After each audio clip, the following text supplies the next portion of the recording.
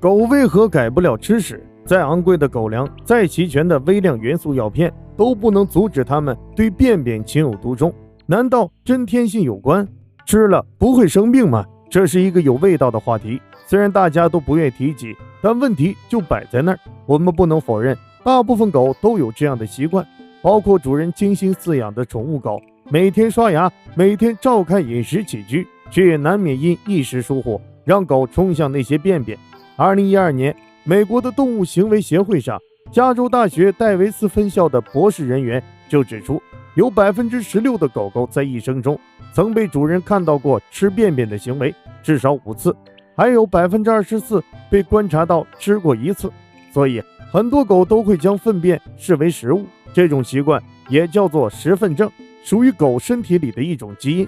至于原因，不同的人也有不同的看法。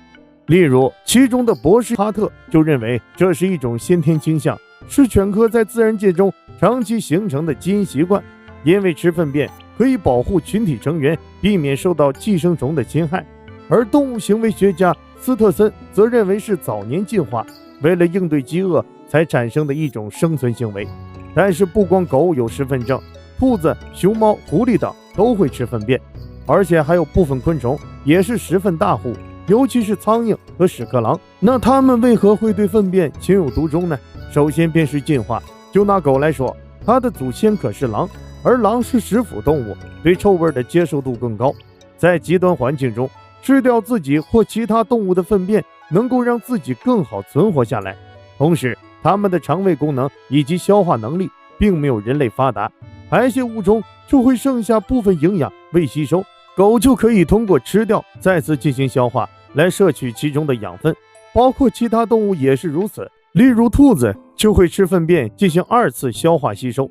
虽然现在的饲养环境已经不需要这样，但这种习惯一旦养成很难戒掉。而且狗还有一定的模仿能力，看到同伴吃粪便，自己也会尝试。其次，在幼犬出生时，母犬会用舌头刺激幼犬的腹部，帮助进行排便。同时，为了防止臭味外泄，吸引敌人，或是弄脏狗窝，母犬都会选择吃掉。等幼犬长到一定程度，就会通过学习来了解周围环境，看到母亲这样，便也会出现同样的行为。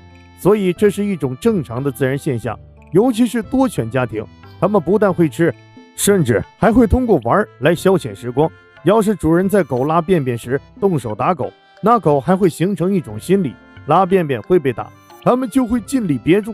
可人有3急，狗也一样，憋不住拉出来，为了防止被打，就会赶紧吃掉。如果主人看到，又会继续教育，在狗的心里就会加重不能随便拉便便的想法。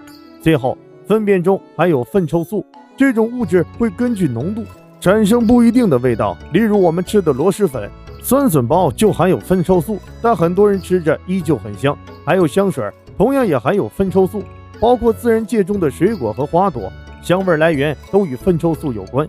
而很多动物的嗅觉都比人类灵敏上100倍，那对粪便散发出来的味道就会有不同的感知。